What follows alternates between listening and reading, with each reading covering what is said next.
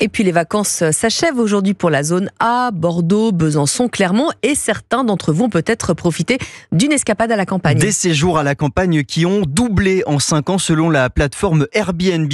Le site de location Abritel de son côté a enregistré une hausse de plus de 60% des recherches de location en Haute-Vienne par exemple. Alors pourquoi les Français choisissent-ils de partir à la campagne? Les réponses avec Brieux-Baucher.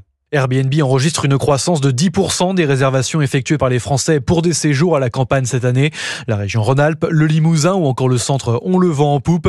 Stéphanie voyage très régulièrement avec sa famille. Comme pour beaucoup, elle recherche la déconnexion. On a tous une vie effrénée, les bruits, les réseaux, les écrans. Du coup, partir à la campagne, ça fait vraiment une vraie coupure. On part le vendredi, on revient le dimanche. Les enfants adorent. On va courir, on fait du vélo. Ça coupe réellement avec notre quotidien. Ce n'est pas l'offre des locations qui manque. Selon Airbnb, un tiers des hébergements loués sur la plateforme sont en zone rurale.